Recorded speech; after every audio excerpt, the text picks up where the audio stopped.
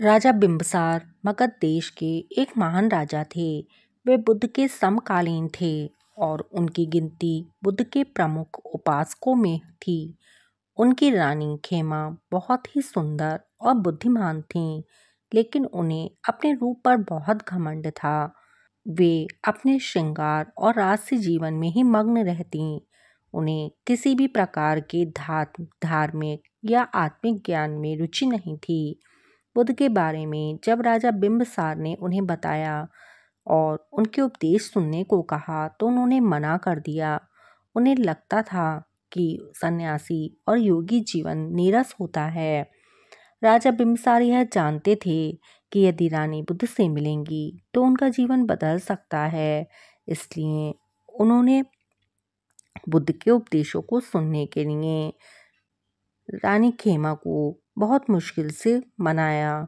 उन्होंने कुछ कवियों से बुद्ध की प्रशंसा में रचनाएं रचवाईं, जिनमें उनके करुणा, ज्ञान और तेज का वर्णन था। अब रानी खेमा को बुद्ध के बारे में धीरे धीरे जिज्ञासा हुई और वह एक दिन बौद्ध मठ में गईं, जहां बुद्ध उपदेश दे रहे थे। बुद्ध ने रानी खेमा को देखकर एक विशेष उपाय किया। उन्होंने ध्यान से रानी खेमा के सामने एक दिव्य नारी का रूप प्रकट किया, जो उनसे भी अधिक सुंदर थी। धीरे धीरे वह स्त्री वृद्ध होने लगी, उसके दांत गिरने लगे, उसका शरीर झुक गया और अंत में वह मृत्यु को प्राप्त हो गई। खेमा यह देखकर बहुत विचलित हो गई। उसने बुद्ध से कहा, क्या यह रूप नश्वर है? जो आज सुंदर है वह क्या कल मिट्टी में मिल जाएगा?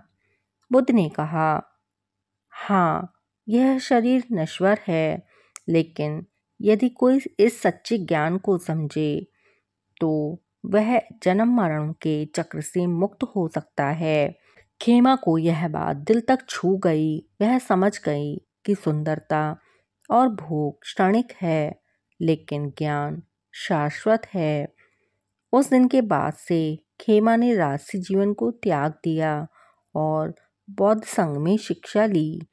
अब वह भिक्षुणी बन गईं और भगवान बुद्ध की महान शिष्यों में से एक बनी। उन्होंने ध्यान, उपदेश और साधना में ही अपना पूरा जीवन समर्पित कर दिया।